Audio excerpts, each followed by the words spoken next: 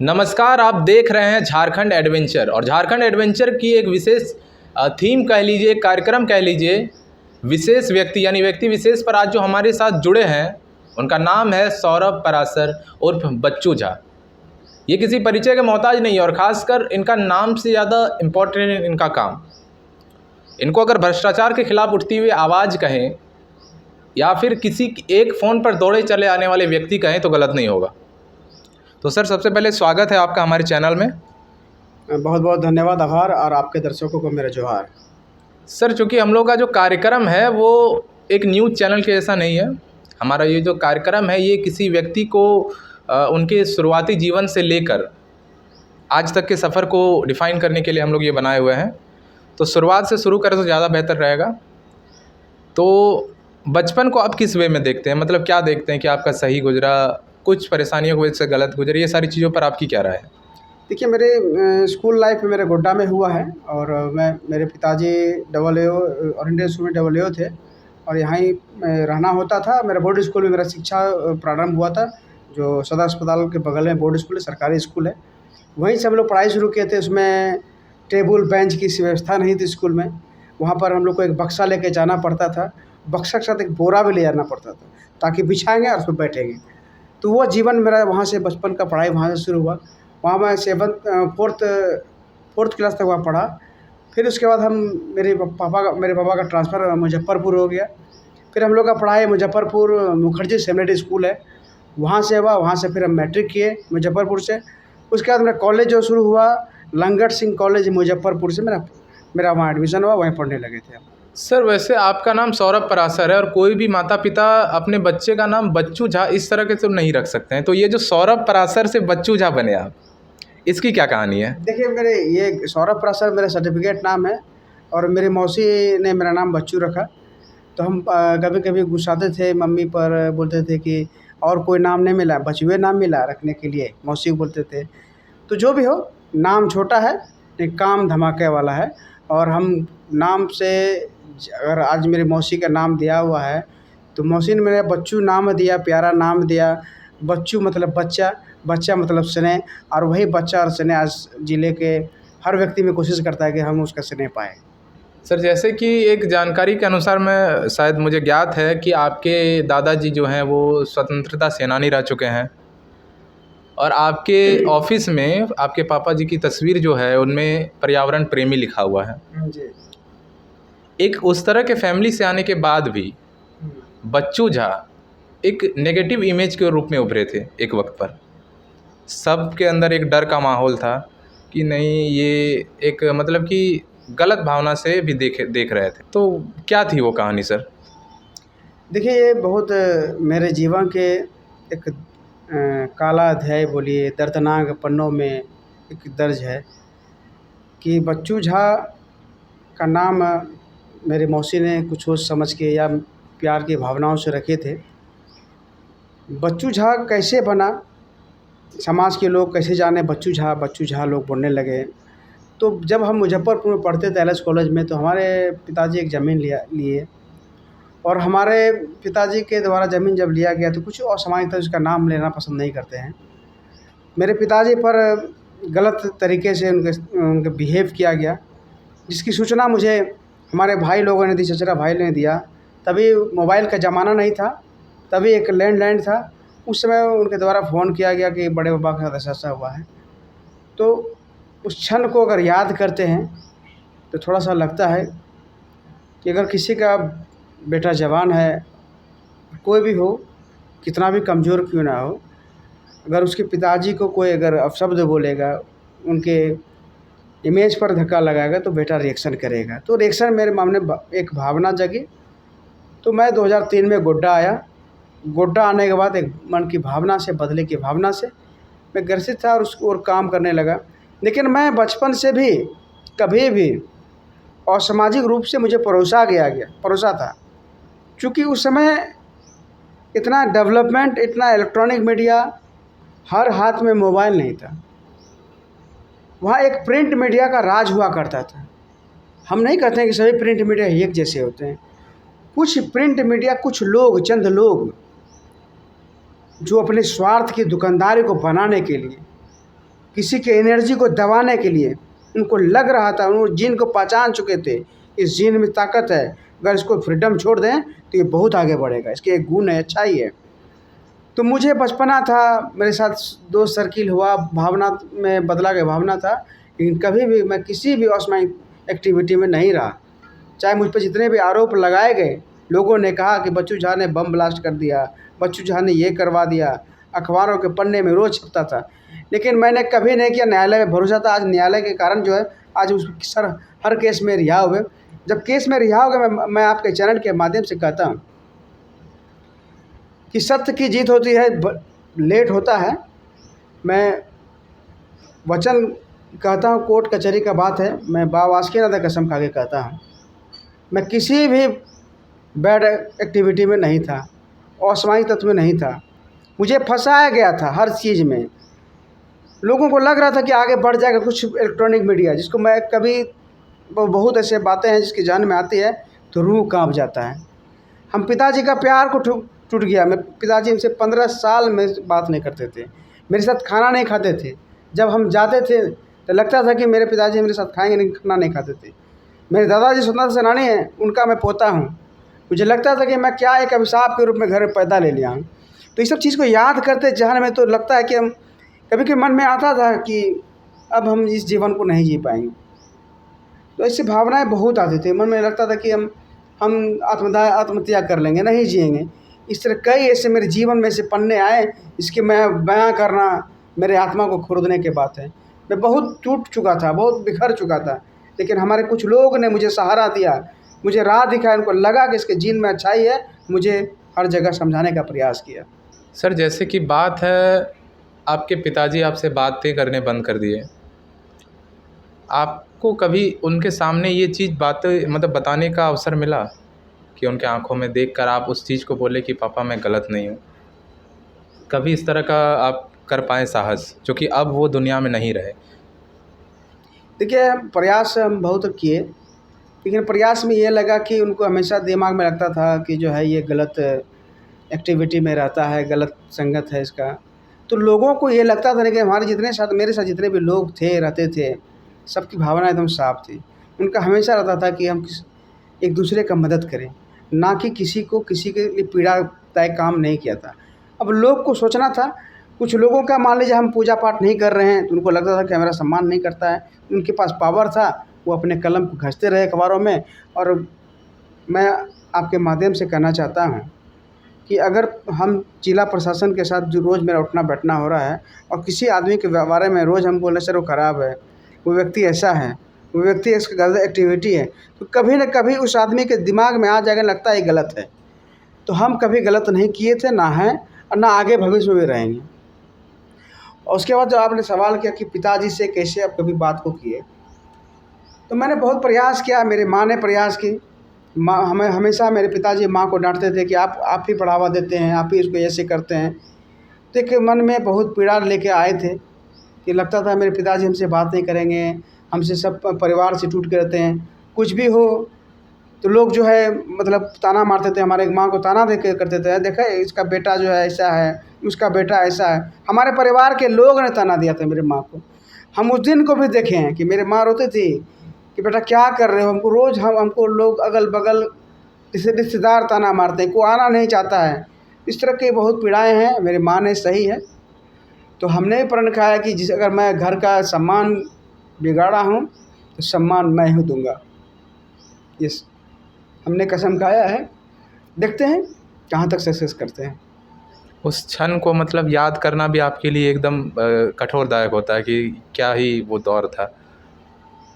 बहुत हृदय उसका बयान हम नहीं कर सकते हैं कि वो जीवन दुश्मन को भी ना दे, वो पल दुश्मनों को भी ना दे जो अपने माँ से सही से बात न कर पाए, अपने परिवार से दूर रह जाए।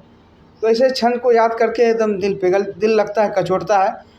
और मैं धन्यवाद देना चाहता हूँ ऐसे लोगों को जिन्होंने हर उस पल में मुझे साथ दिया, मुझे राह दिखाया। वो मेरे लिए भगवान के रूप में थे और आज भी हैं। सर, आपका फेसबुक पेज को मैंने मतलब हमारी टीम ने फॉलो किया तो काफ़ी सारी बातें जानने को मिली, जैसे कि आप अभी ठेकेदारों के ऊपर, चाहे वो नगर निगम के एरिया में कुछ भी काम हो रहा हो, चूँकि आप गोड्डा ज़िला से बिलोंग करते हैं, तो आपका आवाज़ जो हो बहुत ही बुलंदी के साथ आप उठाते हैं, यानी कि एक ज़रा सा भी कुछ गलत काम हो रहा है तो आपका आपका आवाज़ जो होता है उसमें, मतलब कि उसमें लग नहीं रहा है कि आपको कोई दबा सकता है। तो क्या गोड्डा का जो नगर निगम है, उस चीज़ को लेकर आप और क्या-क्या बातें कहना चाहते हैं? चूँकि बहुत सारी बातें आप नहीं कह सकते नॉर्मल मीडिया के सामने। आज चूँकि ये पॉडकास्ट है तो आप कह सकते हैं। देखिए, जाना सबको एक दिन है। मैं एक हाथ में संविधान रखता हूँ और एक हाथ में मौत का टिकट रखता हूँ। तो मुझे मरने से डर नहीं, मुझे संविधान के अनुसार काम करना है। संविधान मुझे ताकत दिया है और संविधान के अनुसार मैं चलता हूँ। और परिणाम क्या होगा, परिणाम तो वो मैंने झेला हूँ, वो बचपन का प्यार मैं खोया हूँ, माँ बाप से टूट गया था, जो उस दर्द को मैंने झेला, उससे बड़ा दर्द क्या होगा। उससे बड़ा तो मैं तो मौत कभी भी पहले ही कबूल कर चुका था। लेकिन कुछ समाज के लोगों ने मुझे आगे बढ़ाया कि अपनी ताकत को, अपने एनर्जी को सही जगह लगाओ, इस्तेमाल करो। तो मैं इस्तेमाल करने के लिए आया हूँ। कहीं गलत दिखेगा, गलत होगा, चाहे वो कोई भी रहे, चाहे राज्य के मुख्यमंत्री लेवल के क्यों ना रहे, मैं गलत होगा उनके खिलाफ भी आवाज़ उठाऊंगा। सायरन मंत्री क्यों ना हो, सायरन वाले लोग क्यों ना हो, अगर कोई भी व्यक्ति लगेगा गलत है तो मैं आवाज़ उठाऊंगा। सर जैसे कि बात करें, चूँकि आपका कोई राजनीतिक ऐसा विरासत रहा नहीं है, आपको विरासत से राजनीति शायद नहीं मिली है। आपने जो कुछ भी अचीव किया है इस फील्ड में अपने से ही किया है।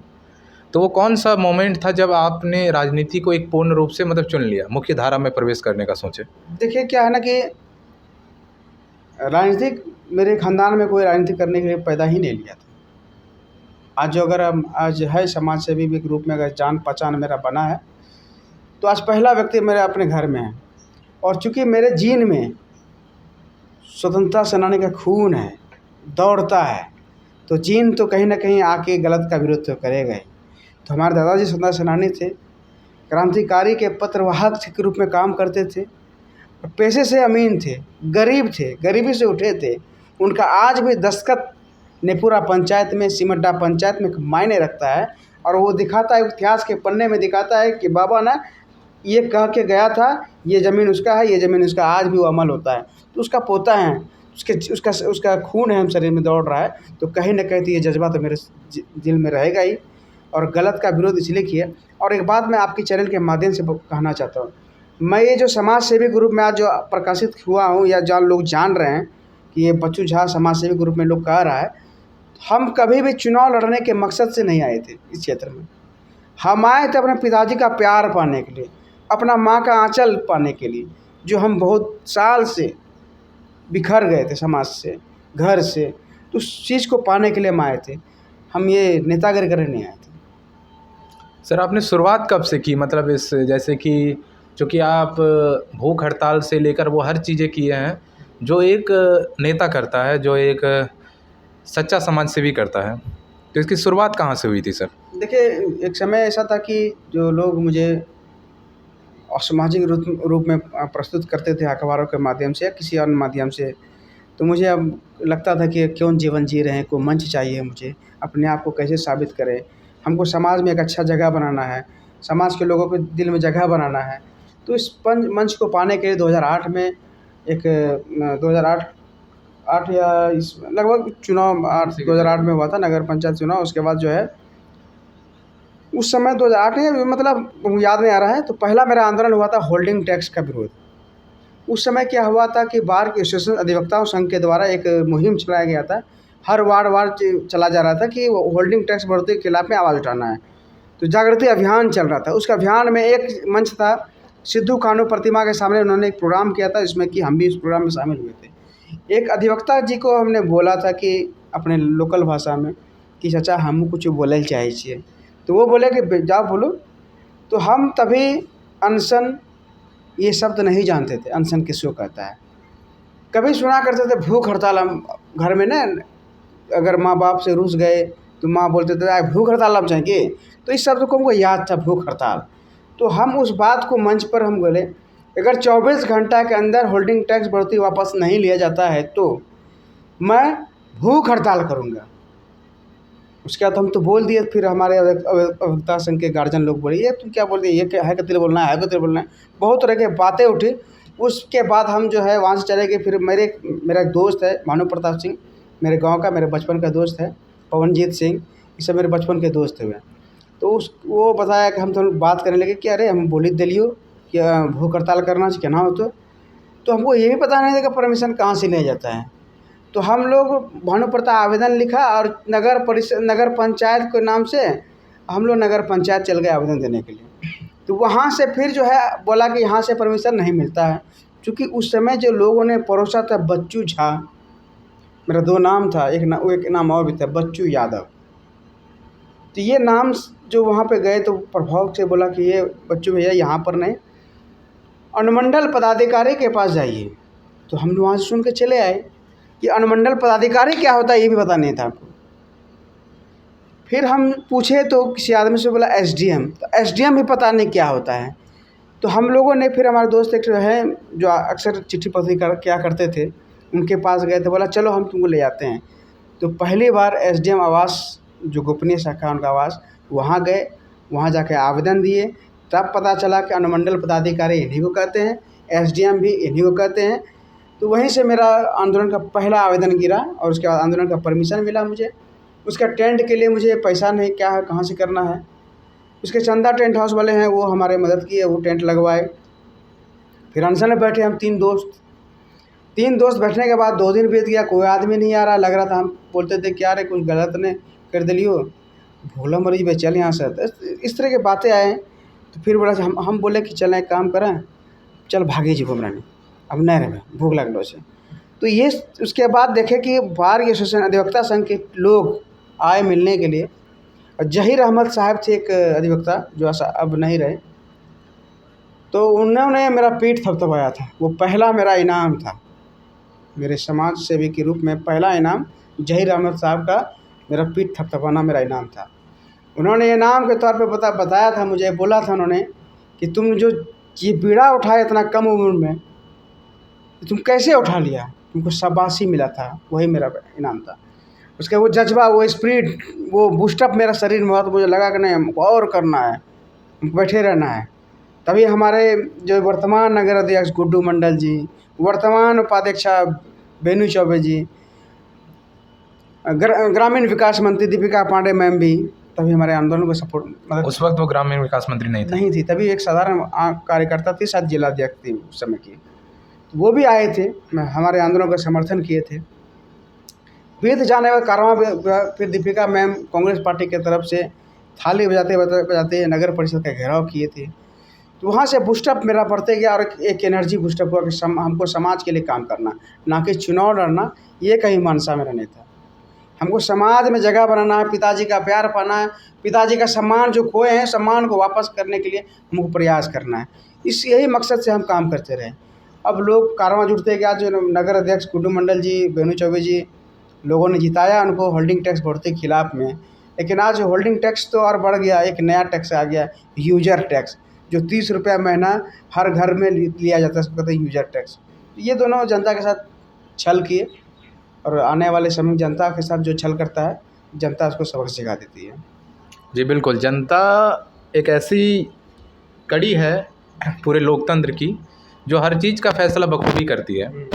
तो अभी जो गोड्डा की स्थिति है उसको आप किस नज़र से देखते हैं, मतलब कि सही है, गलत है, सुधार की आवश्यकता है, या फिर हालांकि किसी भी चीज़ में सुधार की आवश्यकता तो होती है लेकिन एक होता है लेवल का, तो आप उसको किस भाव से देख रहे हैं? देखिए, जिस राज्य का राजा कामचोर निकल जाता है, उस राज्य का सिपाही से लेकर वजीर तक वो उससे बड़ा कामचोर हो जाता है, भ्रष्ट हो जाती है।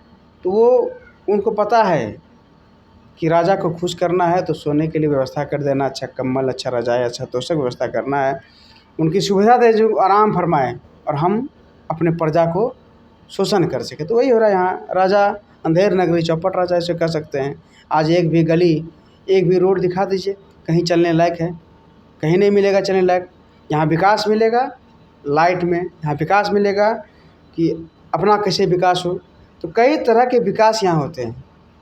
यहाँ विकास आप पूछने जाइए किसी से तो बोलेगा विकास यहाँ तो आया ही नहीं है, विकास इस मोहल्ला में रहता ही नहीं है, यही शब्द सुनने को मिलेगा। अब विकास का मतलब हो गया विनाश, यही शब्द तीर्थार्थ होते जा रहा है विकास को लोग भूल गए। विकास को अब नाम से जाना जाता है, विकास फलाना का बेटा विकास है।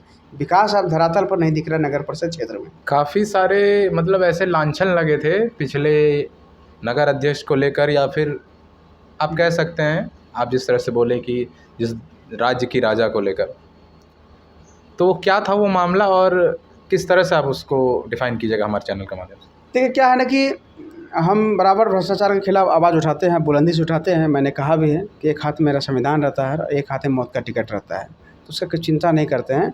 सच को सच कहने का हिम्मत हमारे पूर्वजों ने दिया है, हमारे दादाजी का एक सिद्धांत ने दिया, हमारे पिताजी जो पर्यावरण के प्रेमी हैं उन्होंने दिया है। तो मैं उस चीज़ को जानता हूँ, मैं गुजर चुका हूँ, मौत को भी देख चुका हूँ। वो ज़िंदगी मौत से भी बदतर थी, तो ज़िंदगी को भी झेल चुका हूँ, इसलिए मरने का डर नहीं। इसलिए सत्य को सत्य कहने से कोई हमें डरा नहीं सकता है। और रही बात आज जो आप नगर परिषद में देख रहे हैं, 7 साल से कोई विकास नहीं हुआ है। इवन ये कह सकते हैं 2008 में पहला चुनाव नगर पंचायत का चुनाव हुआ था। नगर पंचायत में हमारे माननीय अजीत भैया जीते थे।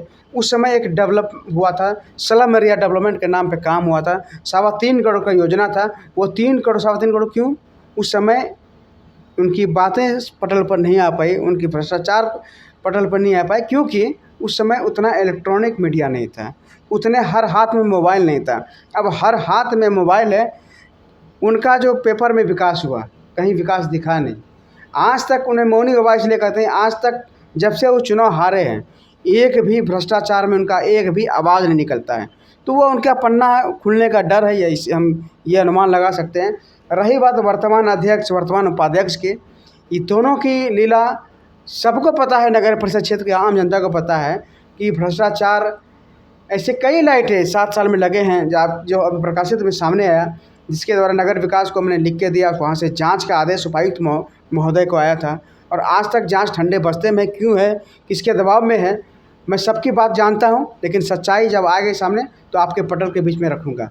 जो लाइट देख रहे हैं ये हम आप लोगों के माध्यम से करना चाहते हैं, आप लोग भी पढ़े लिखे हैं। ये लाइट जो देख रहे हैं, एक लाइट की कीमत 7 लाख रुपया, लगभग 7 लाख रुपये का अनुमानित लागत है पूरे लाइट को खड़ा करने में। लेकिन मैं दावा के साथ कहता हूँ कि कागजों में है, कागजों में उनका एस्टीमेट में है। अच्छा, कि लगभग 7 लाख रुपया एक लाइट का कीमत है पूरा लगाने तक का। तो अंदाज़ लगा सकते हैं क्या है। आप पता कर दीजिए, आप जाइए गूगल में, ऐप में बहुत ऐसे ऐप हैं जिसमें लाइट की पूरी आपको रेट मिल जाएगा, खंभा का रेट मिल जाएगा, फाउंडेशन का रेट मिल जाएगा। तो आज के ये टेक्निकल जो आप देख रहे हैं आधुनिक जीवन में, आप कुछ छिपा नहीं पाइएगा। हर चीज़ का यहाँ पे ओपन किताब है, सब चीज़ दिख जाएगा। तो ये भ्रष्टाचार का अड्डा बनाया गया है। इसमें सहयोगी के रूप में हमारे उपाध्यक्ष मैम ने मिलकर काम किया। इससे पहले कितने लाइटें लगी है जिसके आप उनके बजट को देखिए। यूएलबी में देखिए, यूएलबी जो है ओपन साइट है, आप उनके यूएलबी में जाकर बजट देखिए। 2018 से लेकर 2024-25 तक का भी बजट उसमें दिख जाएगा। किस मद में कितना खर्च हुआ, किस मद में कितना खर्च हुआ, वो सारे बजट पारदर्शी है। लेकिन उस पर अगर अध्ययन कीजिएगा, पढ़िएगा, तो आपको सारा चीज़ दिख जाएगा। वो उसी के कलम में दिखाएगा कहाँ का भ्रष्टाचारी है। तो ये बहुत बड़े सवाल है जो कि हम जागरूक हैं, और हम जनता से अपील करते हैं कि आप लोग भी जागरूक होइए। अपने घर के आसपास अगर कहीं काम हो रहा है तो आपका काम हो रहा है, आपके टैक्स के पैसे से काम हो रहा है, उससे सवाल कीजिए कि आपके द्वारा जो काम हो रहा है इसमें क्या रेशियो है, क्या मटेरियल देना है, क्या एस्टीमेट है, वो आपका अधिकार है। चूँकि ये काफ़ी विवादित बयान है सर, तो इसके लिए क्या कुछ भी आवाज़ नहीं उठी थी उस वक्त?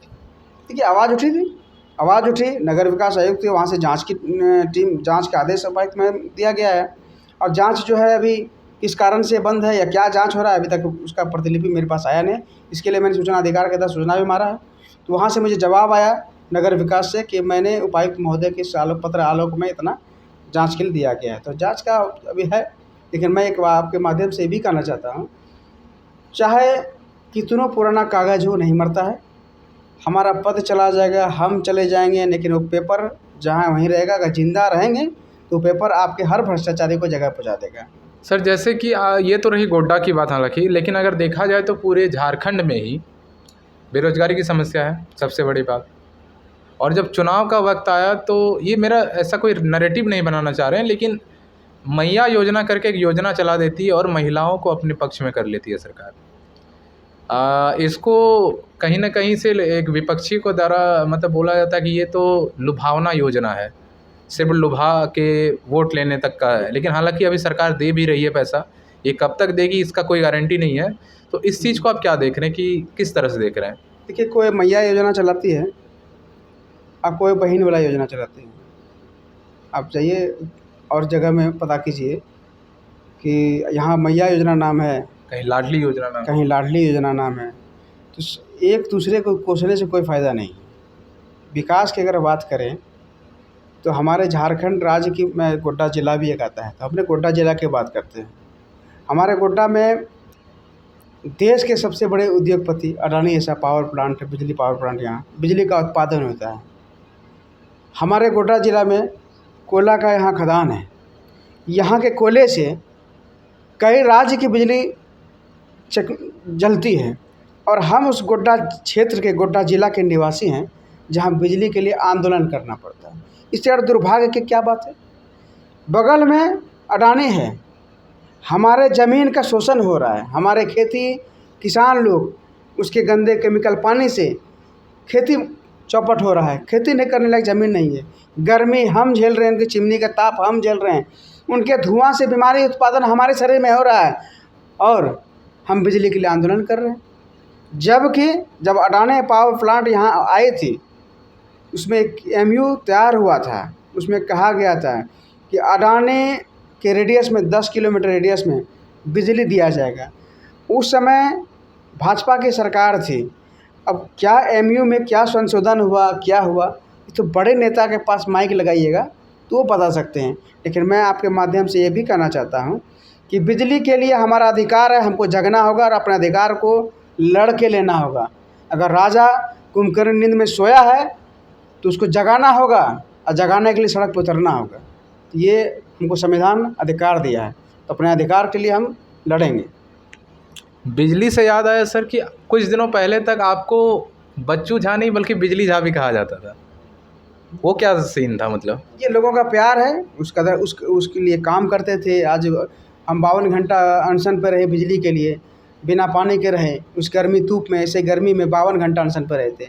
तो लोगों ने मुझे उपनाम बिजली झा के नाम से दिया, कोई बिजली पुत्र भी बोला करता था मुझे। तो ऐसे कई नाम दिए, उनका सम्मान, हर शब्द में सम्मान मुझे दिखा।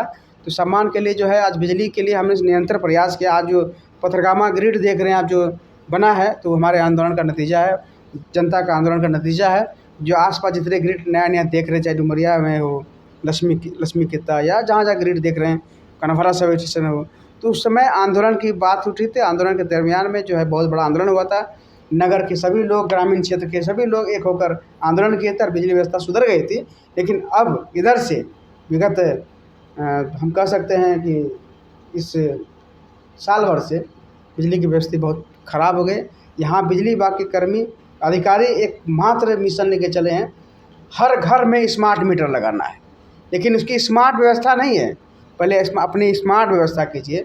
कहना ये चाहते हैं, अगर फीटर 1 में मेरा घर है, अगर ट्रांसफार्मर में फेज उड़ गया या उस ट्रांसफार्मर का तार गिर गया, उस फीटर के सभी लाइनों को बंद कर दिया जाएगा।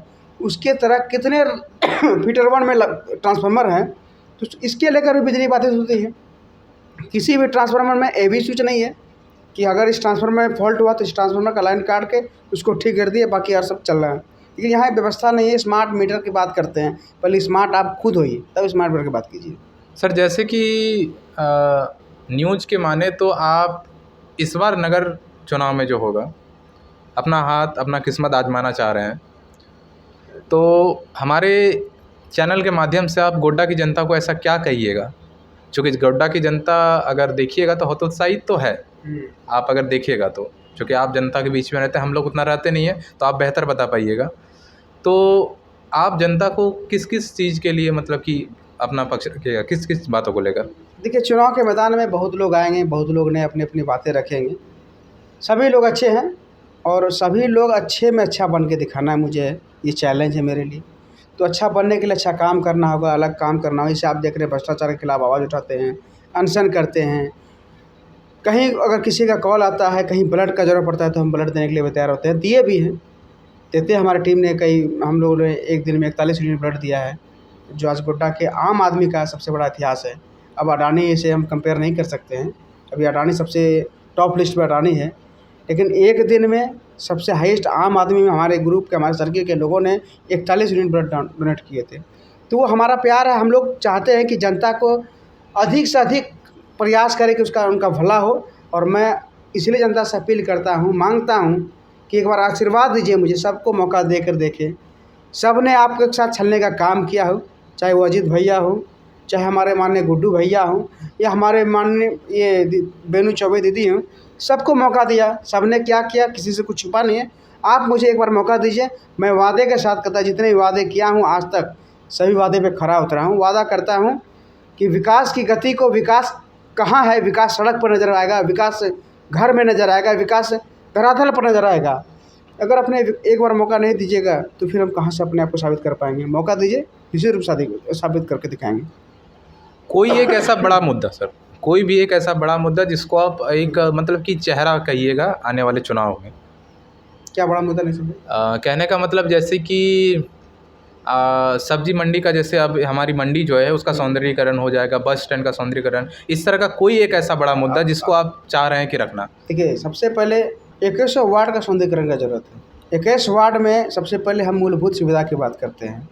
चलने के लिए सही से रास्ता नहीं है एक भी वार्ड में, तो इसका पहले सौंदर्यीकरण करेंगे। वार्ड विकास पहले हम अपने वार्ड से शुरू करेंगे। हर एक 21 वार्ड में अगर विकास दिखेगा, हम आवेदन देने के लिए हम नगर परिषद जा रहे हैं कि जाने के लिए रास्ता रहेगा तब ना।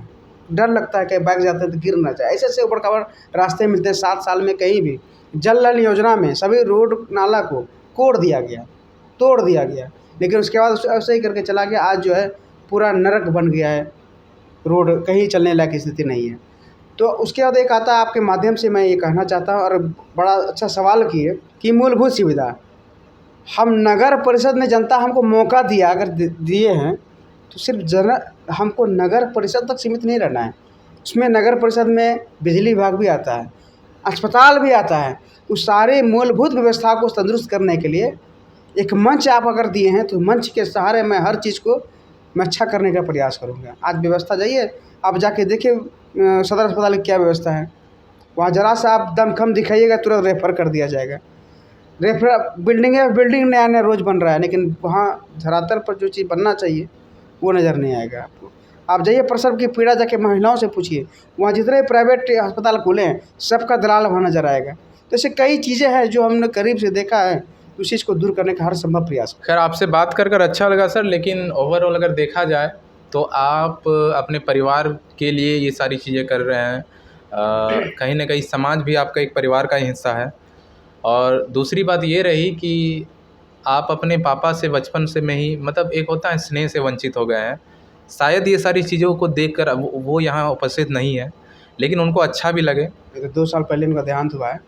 हमारे से प्रेरित हुए मेरे साथ खाना भी शुरू किए, और गपशप भी करते थे हमारे साथ में। तो धीरे धीरे हम दोनों में स्नेह और बातचीत होने लगा था। तो वो हमें कहते थे कि पान दुकान में, उनका पान का शौकीन थे, पान खाते थे, पान दुकान जाते थे, बोलते थे कि आज तो चर्चा हो लो, ठीक है यार काम कर, अभी आरो काम मेहनत करे लग, तो अभी तो आरो मेहनत कर। तो ये स्पिरिट मिलता था। लेकिन अचानक उनका साथ छोड़ जाना, तो किसी का पिता का साथ छोड़ना, उस पुत्र से पूछिए क्या पता क्या एहसास होता है। तो मैंने एहसास कर रहा हूँ। तो मुझे पता है कि पिताजी का आशीर्वाद, पिताजी के शब्द का जो हमारे साथ जो बात हुई, वो आशीर्वाद के रूप में आज याद रखता हूँ। वही मेरे जीवन का स्पीड है, उसी को लेकर चलते हैं। और मेरा जीवन, मेरे पिताजी ने कहा था, एक शब्द याद है मुझे, कि तुम अब अपना जीवन नहीं जी रहे हो, तुम जीवन एक सार्वजनिक जीवन जी रहे हो। तुम्हारा जीवन अब तुम्हारे लिए नहीं है, तुम्हारा जीवन समाज के लिए है। अब तुम समाज के लिए जी रहे हो, तो पहले तुम्हारे लिए घर से पहले समाज की उत्थान हो, समाज का विकास हो, समाज की चिंता करो। अगर इस दरमियान में मैं एक बात को बताना चाहता हूँ आपको, बात जब हमारे साथ एक्सीडेंट हुआ था, मारपीट हुआ था, उसमें मेरे पिताजी देखने तक नहीं गए थे सदर अस्पताल में, जबकि मौत और ज़िंदगी के बीच जूझ रहे थे। वो सिद्धांत वाले मेरे पिताजी देखने तक नहीं गए थे। मेरे शरीर में पूरे हम ब्लड से बह रहा था, लेकिन देखने नहीं गए थे। उसी का उनका अंश है। सिद्धांत तो मेरे में था, लेकिन लोगों ने मुझे गलत प्रमोट किया। लेकिन जब समाज ने, जब आप जैसे लोगों ने मुझे प्रमोट करने का प्रयास किया, तो अच्छा प्रयास हो रहा है। और मैं सार्वजनिक जीवन जीता हूँ। मेरा कोई पर्सनल जीवन नहीं है, मुझे कोई शौक़ नहीं है। मेरा एक ही शौक़ है, विकास करना है। मेरा ये शौक़ नहीं। आपको पता एक चीज़ मूल बात बताना चाहता हूँ। हमारे जो जितने भी जनप्रतिनिधि हैं सभी लोग अच्छे हैं, लेकिन कुछ लोग क्या हैं, इनका एक मिशन होता है कि किसी का मिशन है को विकास करना है, किसी का मिशन है कि हमको फॉर्च्यूनर कैसे लेना है। तो उस फॉर्च्यूनर लेने के लिए विकास काम करते हैं, उसे काम करते हैं फॉर्च्यूनर लायक। तो इस चीज़ के लोगों ने देखा है कि फॉर्च्यूनर वाले बाबा अपने कैसा नगर परिषद का विकास किए हैं और कैसे अपने फॉर्च्यूनर के लिए, और आने वाले समय में हेलीकॉप्टर भी ले सकते हैं अगर अभी भी नहीं समझे तो। खैर, तो ये तो रही सौरभ पराशर से बच्चू झा बनने तक की कहानी, और बच्चू झा से फिर समाज सेवी बनने तक की कहानी। इन सारे बातों को लेकर हम लोगों ने काफ़ी कुछ सीखा, काफ़ी कुछ जाना, बहुत सारी बातें उजागर हुई। लेकिन एक अंतिम सवाल सर, झारखंड एडवेंचर की जो टीम है, हालांकि ये शुरुआती दौर पे है अभी, उनको आप क्या सलाह देना चाहते हैं? सबसे पहले आपको बहुत बहुत आभार प्रकट करते हैं कि हम जैसे लोगों को आप प्रमोट करने के लिए अपने चैनल में जगह दिए। आपको दर्शकों को बहुत बहुत धन्यवाद इतना देर समय देने के लिए। और जोहार करते हैं, और आपके एक मेरा विचार है, मैं अपना आपको देता हूँ, सलाह समझिए कि ऐसे लोगों को चिन्हित कीजिए जो कि उनके दिल में स्पिरिट है लेकिन उनको मंच नहीं मिल रहा है, उनको मंच देने का काम कीजिए।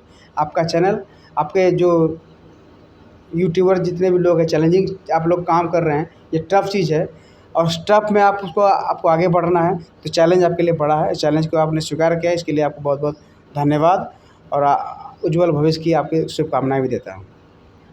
धन्यवाद सर, आपसे बात कर अच्छा लगा।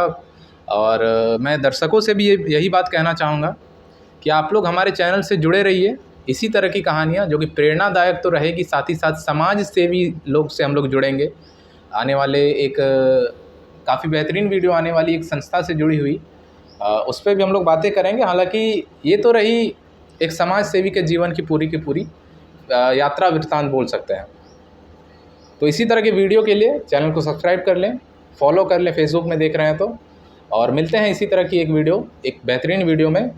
तब तक के लिए जय हिंद, जय भारत।